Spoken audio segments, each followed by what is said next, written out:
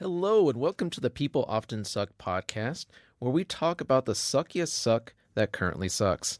I'm your host, Tom. And I'm TC. And at the end of our episodes, we're going to share uplifting stories that will bring hope back into your heart. But for now, let's start off with our first story. So as we start with our first POS today, this comes as a little bit of a mystery man situation in Nebraska, of all places. So we'll go to the heart of, America, those flyover states.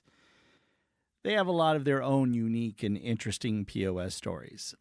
So this one is kind of an unsolved mystery, if you will. So Garrison and Schuyler Beach says that a mysterious man approached them after a car wreck to see if they were safe.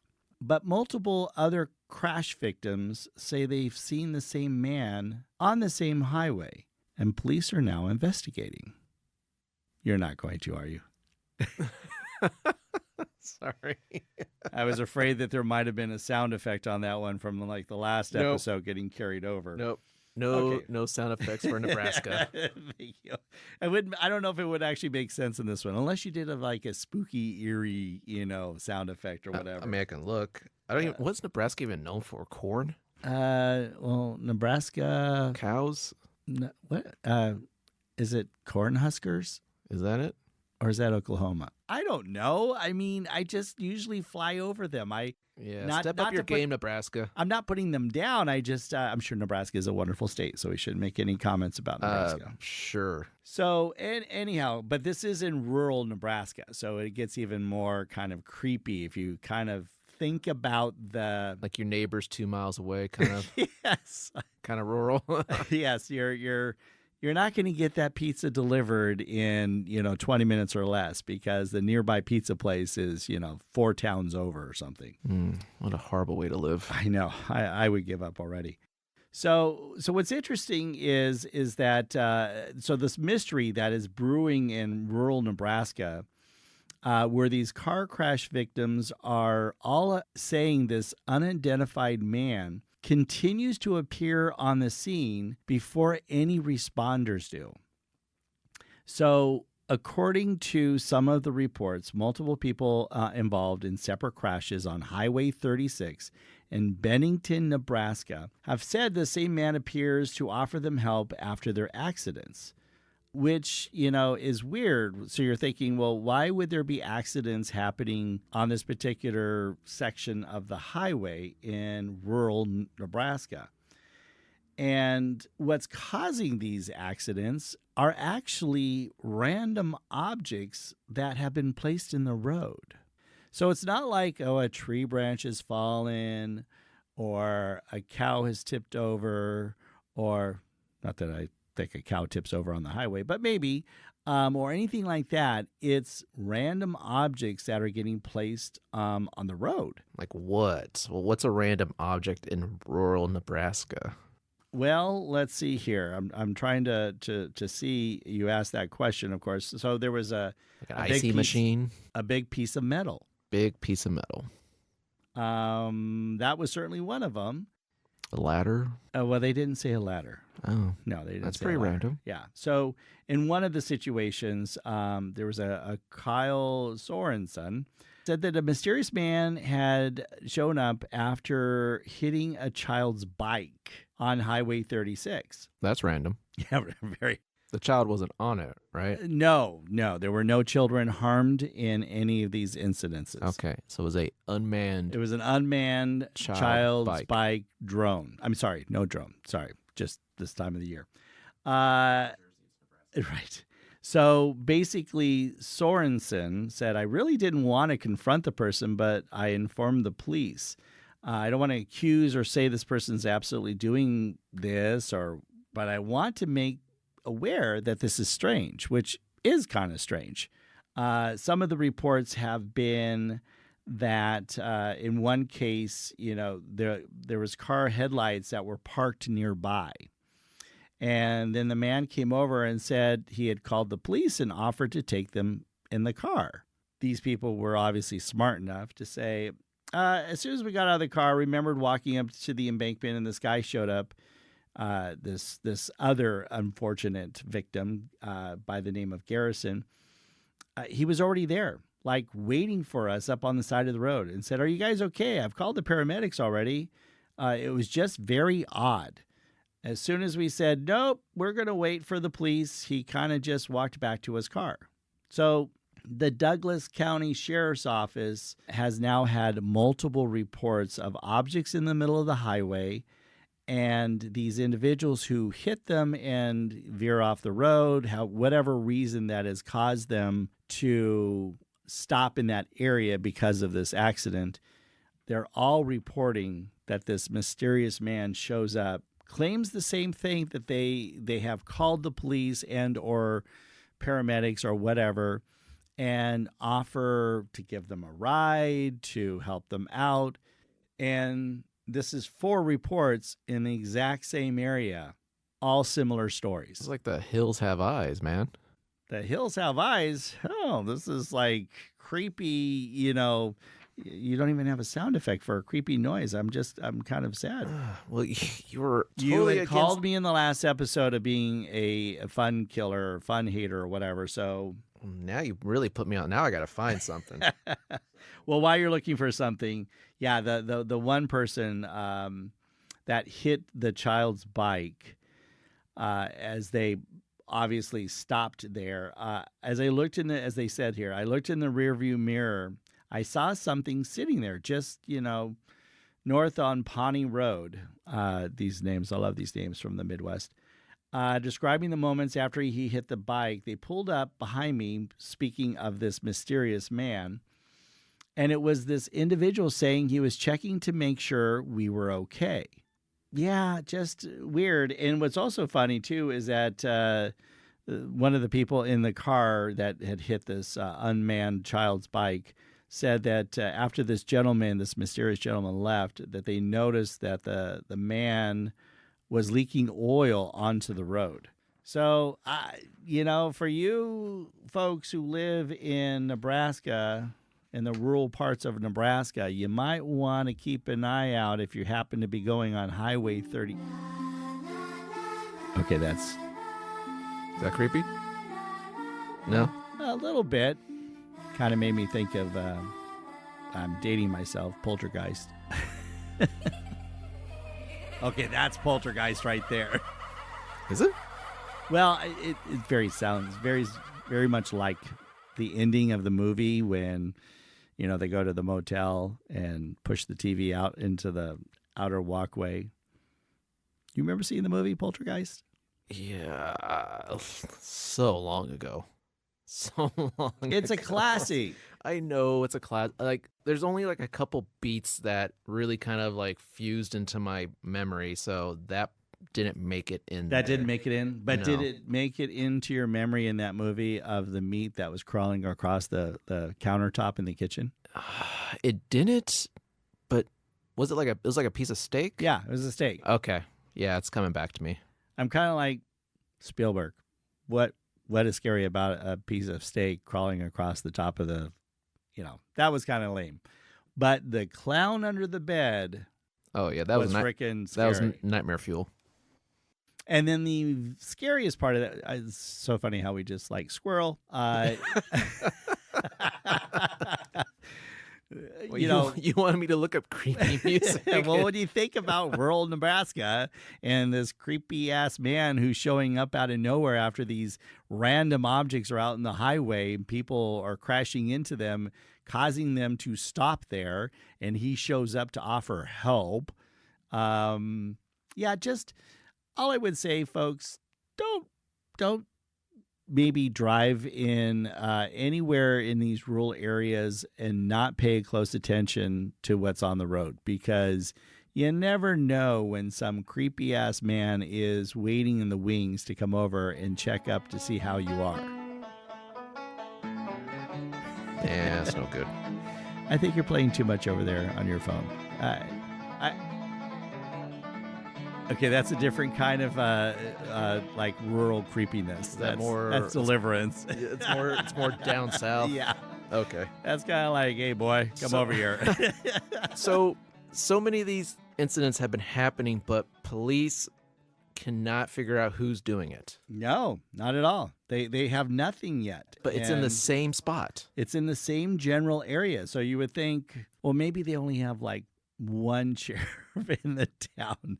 So they can't have him like on stakeout, out there on Highway 36 in that general area because, there might be a cat stuck up in the tree that they got to go back and take care of, or somebody, stole a cow from their neighbor's yard and they got to go back and take care of that. Okay, so people have reported this Mhm. numerous times. Over how long? It sounds like it's not a very long period of time, over the course of a couple months. But nobody has been reported missing. Luckily, nobody has been killed or injured in any way by this weird, creepy ass man. That's why you gotta carry people. All I know is I now will think twice of ever driving in any rural roads, especially at night, just because of a steak crawling across the top of the kitchen counter. Oh, jeez. Yeah, that's the connection you made, right? Well, I'm back on Poltergeist again. I don't know why. You know what? The movie I never saw, here's another little squirrel, but it does kind of connect to the rural areas of Midwest. I never saw the Children of the Corn. I never did either because something about kids, man, they creep me the hell out. All kids do. Are you kidding? Yeah. Okay. Instead of, because current horror movies, they just want to focus on blood, gore, dismemberment. Right. Bring back the kids. Just have a movie with a bunch of kids in and it creeps you out right there. Yeah. Although they did do a remake of Children of the Corn, didn't they? And it did not do so good. Yeah, I think it died. Yeah. I think I mean, metaphorically speaking, I think it died at the box office and nobody ever remembered It didn't have that same No. murderous child charm. No. See, they missed it. The 80s was great when it came to horror movies because they knew how to make kids scary. Yeah. Like Pet Sematary. Exactly. Yeah. Some movies that I watched, I probably shouldn't have when I was that young. And I probably won't rewatch them just because the kids are so damn creepy, man. Yeah. So I think this is the making of an interesting Stephen King movie. Well, maybe not King. No? No. Wes Craven? Is he still alive? I don't know. Is he? Well, okay, somebody should pick up the story. Well, let's just But say I'm this: saying- a Blumhouse movie. Okay. Okay, because the studio's still around. Yeah. So, Blumhouse movie on a creepy ass weirdo out in the middle of rural It Nebraska. writes itself. 100%. Just take it a little further. Like, okay, but what are you doing with these people? Honestly, no. You know what this sounds like? What was it? Jeepers Creepers? Jeepers Creepers. Yep. This sounds like the premise of Jeepers Creepers or Hills Have Eyes. So that's probably why they won't make a movie. It's already been done. See, life is imitating art. So then this guy's a little late. Yeah. What an idiot. Seriously. Gosh. Okay. Well, we'll move on. All right. This story was kind of spoiled for you because somebody brought it up. And I was a little down by that because I want to shock you with this one. It's kind of making its news right now. Ryan Borkwart. Wait. Borkwork? Borkwork? I mean, I'm not good at names and I can screw up the best of them. Okay, but so Borkwork? yeah, so Borg, Borg, Ward, Oh, there's a W. Wardt. Borg Ward. Okay. Yeah. It sounds like something you need to go to the doctors to get medicine for. It's like, I got a cream for that. I'm sorry, doctor. I think I have Borg Ward. Oh, God. Say goodbye to your family. Yeah. It's terminal. Sorry. Yeah. So this guy's from Wisconsin. Okay. And Already another strike. so basically this guy faked his own death. Oh, a faker. Yes. No murders this time. Wow. Yeah. Okay. He just faked his own Well, death. so far we've been murderless in this episode, so that's good. That's a good thing. Oh, hope that doesn't catch on. Well, I have a feeling that we'll have murders in the future episodes. People can't help themselves sometimes. No, because there's a lot of POSs out there. Yeah.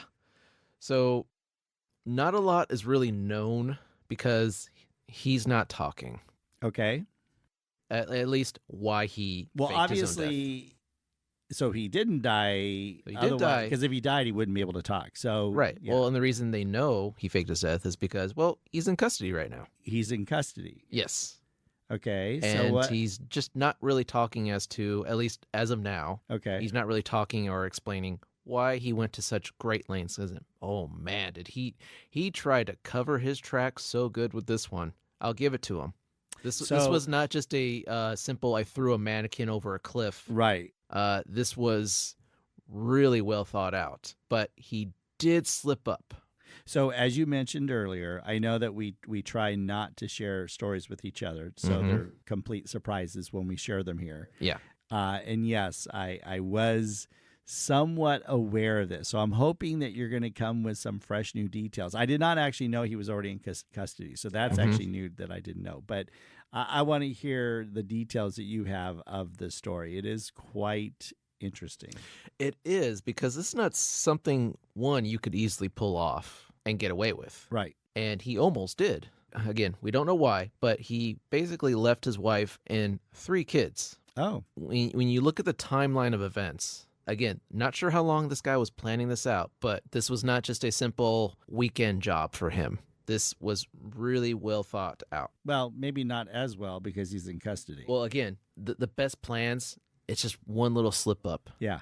That's all it takes. Well, that's usually what idiots usually do, is one or more slip ups, and that's ultimately why they get caught. But, Yeah. Okay, so what are the details? So he's a experienced kayaker. I don't know what that really entails. Like, you can just stay upright.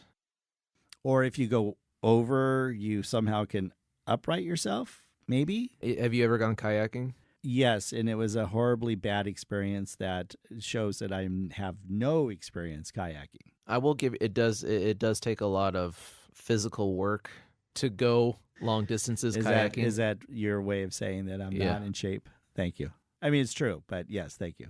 Yeah. You and I are not going to go kayaking because you're going to leave me. You're in a shape, but you're not, in shape. Wow. Wow. Thank God we haven't moved to a video concept for this podcast. Thank you. Are you second guessing that? Well, when we get to that point, I might have to work on that before we get there. Anyways, keep going. Okay. So he basically staged himself drowning over in Green Lake. What he did was he paddles out there in his kayak. He took with him his phone and his driver's license, and he basically, because he knew they would be combing the floor looking for, a body or anything. Right. So that would identify him. Yeah. So he took these things with him. So it dropped him in the lake, and he basically overturned his kayak, so that would be left floating upside down. He swam out to a staged, child-sized raft that he used to get himself to the other side of the lake. So he's thinking this through. So from there, he got on a e-bike, which he also pre-staged, rode that through the night for about 80 miles. So he rides this all the way to Madison, Wisconsin, and from there, he boarded a bus to Detroit. Why you purposely would go there. Okay, got it. Exactly. Totally throws him off the scent. Right. Because who would dare do that? Right. Nobody in their right mind, but okay, yes. And from there, he eventually made his way across the Canadian border and then got on a flight to Europe. Sorry, just trying to connect with the Canadian side. Oh, my God. Okay, so... But he has to use his passport to get out of the country, right? Oh, you're getting ahead of yourself there. Uh-oh. Oh, hold on there. Okay. So before he disappeared, he transferred a bunch of his money to a foreign account. Okay. He changed his email, and he reported his passport stolen. So he would have a new passport to cross the border with, leaving behind the old one. See? But isn't the new one in his name still? The Mm-hmm. Warthog or whatever? Yeah. Okay. He took out a $375,000 life insurance policy on himself to, help the family in their time of need. So he figured like, oh, well, I'll just give him a bunch of money. Well, see, he was thinking about them. That's very nice. That would have been Yeah. in Wisconsin, that would have been probably 5-6 years of his salary. That's a lot of cheese.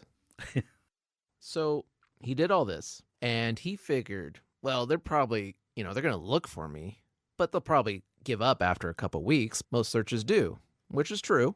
If they find nothing, they're eventually going to be like, well, we can't find a body, so we're just going to have to presume he's dead and move on. He was eaten by the piranha in the lake. Wrong country. Have you not seen Piranha 3D? There's piranha in Lake Havasu. Just going to point that out. No, because my time is precious. Actually, it was a horrible movie. But yes, keep going. So Green Lake County Sheriff's Office, they searched for him for 7 weeks. Wow, they actually did a long search. Okay. Yeah. Well, because investigators kind of could smell something wasn't right here. Something was a little fishy. Yeah.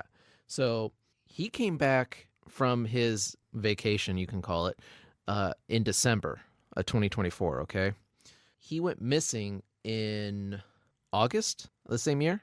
By October, investigators learned from Canadian officials that this guy had entered the country.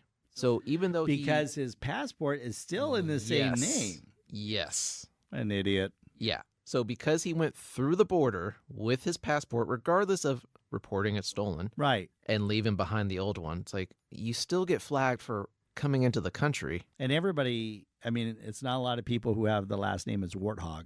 Yeah, it's not like Smith. Right. So after hearing about this, the sheriff investigators started digging even harder. They got a hold of his laptop. Turns out he had replaced the hard drive and cleaned it of its browser history. Not something most people do, especially on the day they disappear. No. On top of the pain and suffering that he put his family through because, they thought he died, county officials are seeking restitution for the taxpayers because, well, all that searching cost money. You're right. Well, there was also a nonprofit that got involved called Bruce's Legacy. And this is what they do. They go in search of missing people in bodies of water. And that cost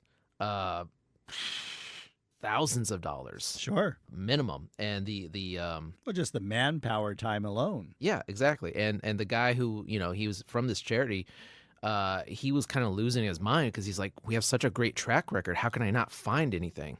Like, he thought he was failing. Right, so, like, right. it was taking a toll on him mentally, like that. Yeah. He's failing in this. Anyway, flash forward to December. They managed to find him and convince him to come back to the States where he was arrested, and he was able to put in a non-guilty plea. But if he's convicted, he's going to face a maximum penalty of $10,000 and 9 months in jail. Wow, that's it? Well, $10,000 to county. That's not including what he would probably owe the got it. Okay. nonprofit. So if I'm not mistaken... But yeah, only 9 months in jail. That's crazy. Because technically, I guess it's just considered fraud when you get down to it. But if I'm not mistaken, he flew to France, right? Well, he flew to like Eastern Europe. Okay, and he flew to meet a woman, right? Yeah. That's the presumption, that he met some Eastern European woman online and decided, you know what, I'm going to go live with her. If this was in the 80s, I think that Wendy's commercial would have saved him a whole lot because Eastern European women, they have hair under their armpits and their legs, and they all have the same look. What? What are you on? I'm just saying anybody who is a Generation X or older will know exactly what I'm talking about. Oh, okay. Go on YouTube, look up the Wendy's 80s commercial with the Russian swimwear. Wendy's commercial. Yes, it's you mean actually quite the funny. burger chain? Yeah, exactly. It's hysterical. It is probably one of the best commercials of a fast food chain back in the 80s. Have if you say so. I'll share it with you sometime. Thanks. But yeah, so I guess we're keeping the episode clean of death, even though that was a faked death. So that's good. Glad you kept it positive. Mm-hmm. That's what I do. I'm all about positivity. Well, let's turn to a positive story then, since these POSs started off the story. So, Do I need to get the air horn ready? to the what? No. Okay, so this did not take place in Florida. No, it did not take place. Okay. I guess we should keep that one just for Florida for sure. Okay. The happy story, the happy ending to our episode 6 podcast here is a story that comes from North Carolina. As we know, they were hit in 2024 with a horrific hurricane, Hurricane Helene. Is it Helene or Helen? I think it was Helene. Helene? Okay, yeah, because it is, yet again, as you're going to discover over time, I am horrible with names. So Hurricane Helene in North Carolina, quite devastating of an impact to the area. A lot of people lost their homes. A lot of people lost their businesses. And unfortunately, a lot of people lost their lives. And there's this lady who, in her particular area, she wasn't hit as hard as everyone else. But after the hurricane had passed through the area, she had discovered that in and around her home, this was actually in Asheville, which was one of the harder hit areas in North Carolina. She found that there was about 200 family photos that didn't belong to her. And so from that, she was, like I said, she was very lucky that her home had weathered the storm fairly well. And so she decided that she was going to take these photos and try to go to her nearby neighbors and find out if, some of them she'd actually would recognize a few individuals, and she would go and take them to them and, share that with them, which of course they were just, blown away by the fact that they thought that these memories were gone. And then there are others that she has no clue who they are. So she started up this social media effort to try to put these photos on there to give an opportunity for these families, whether they've lost somebody or they're all intact or whatever, an opportunity for them to get one or more of their photos back that have memories. One example, there was a Vanessa Graham who she found that was a photo that she saw on there of her dad and herself. And so it was something that was taken, many years prior. You could see actually the photo. He's holding a little fish there with her when she was a little girl. And you can see how dirty the photo was. I mean, but she was thinking that, a lot of these photos were gone forever. These memories were gone, and her dad is gone, not dying from the hurricane, but just, has passed on. And so these were little touches that for memory is helping to heal some of the wounds of the tragedy that the Hurricane Helene hit with the area. So the girl, and I actually didn't say her name initially. I need to actually look for her name. She is her last name is I'm gonna screw up the name. Schenkers, Sehenker, Schenkers. She is the one. So after she found a few of these photos and she was able to reconnect with some of these people, and she realized that she had a lot of photos that she was discovering around her property, she went back and she started looking more, and she started finding more and more photos that were showing up. Some of them, there was a photo of a middle school basketball team, a photo of a beloved dog. I found a wedding photo of a bride hugging somebody. And these are all people's memories that were getting lost, as these photos kind of washed away. A lot of these photos taken well before, the advent of a cell phone, where a lot of people hold their photos today, in their cell phones. So she started up the Instagram page, and it just filled with all of these school portraits, Christmas cards, images of childhood friends, families on vacations. She even found a photo of Michael Jordan dunking a ball.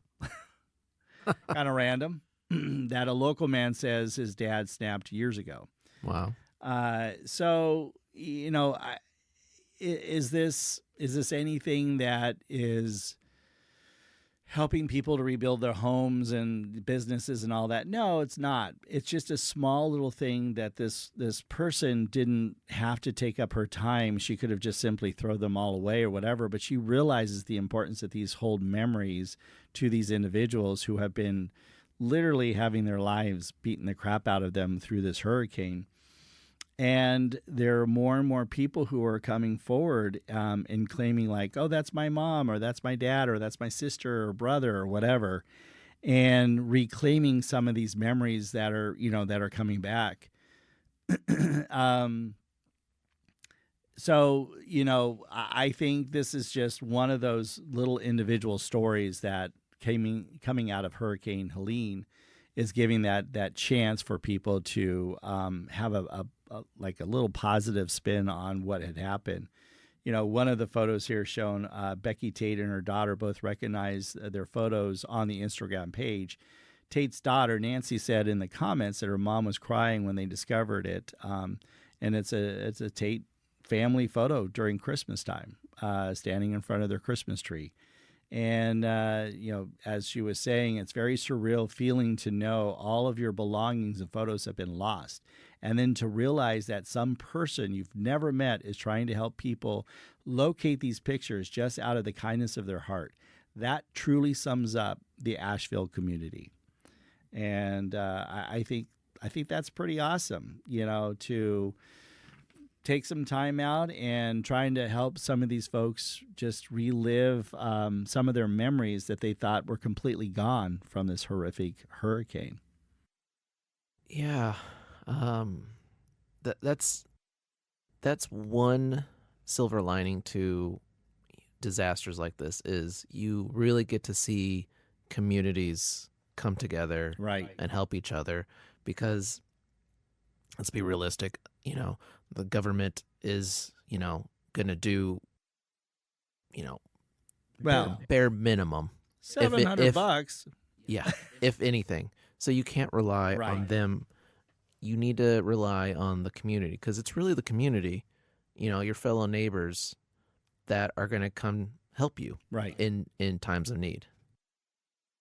At the end of the day, I've always felt that whenever there has been some sort of natural disaster or whatever, it is at the end of the day your neighbors, your family close by, your community, as you say, that's going to come forward to kind of help. I mean, you're too young to have remembered the direct impact of what, like, the Northridge earthquake happened.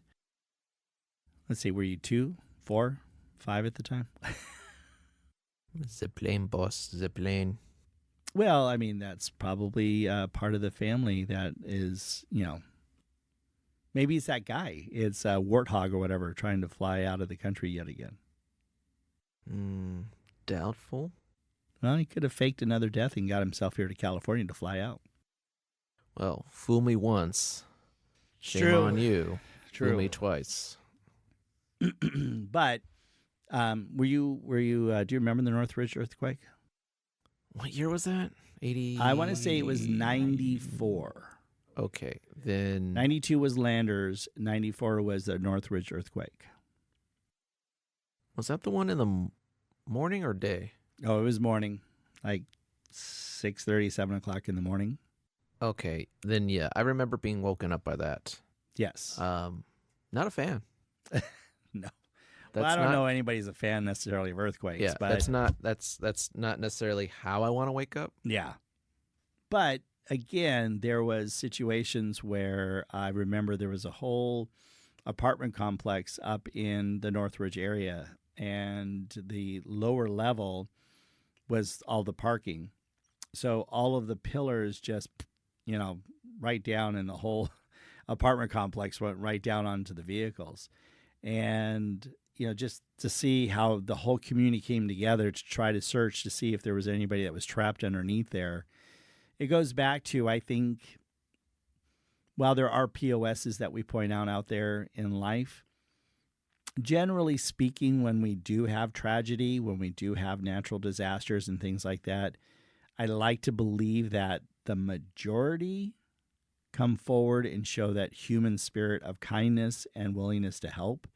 And like I said, she was fortunate, this particular lady, Schenker, that's how you say her name, she was fortunate enough to not be as impacted on her property, but for her to help bring back some of those potentially lost memories that we, by the way, take for granted. Think about what's in your house. If you don't have some of those things kept in a safe area, that in the event of a fire, a flood, an earthquake, a hurricane, that you can't get out or protect or whatever, you realize those are going to be gone. They're going to be gone, and you're not going to get them back. But in this case, there are some people getting them back, which is awesome. Yeah, I actually just had that conversation with my wife about where we keep all our important files. Like, hey, we should keep that in the safe, because if there's a fire, the safe is pretty fireproof. At least the safe will be safe. Yeah. Good idea. So, but I think we also probably want to point out in general that if anybody has a POS to share with us, or even a positive story, they should probably send it to us on our social media, right? Which one? Well, Instagram or Facebook. For the older crowd? Yes, for the older crowd, Facebook, yes. What about X? Yeah, X as well. But if you want to share a POS story with us or a positive story with us, because we certainly like to showcase people who do wonderful things in life. Mm-hmm. So you think we'll have like a shout out section, say Mary Beth Stuckey from from Kentucky. Mary Beth Stuckey from Kentucky. Oh my gosh. Shout out to you for grooming the dogs in the local no-kill shelter. So that would be a positive story. Yes. But anyways, anybody who wants to share stories with us, share stories, and we might feature them here on the podcast. Thank you so much for allowing us to be a part of your busy day. If you haven't already, please like and subscribe for more stories. And as always, be good humans for F's sake.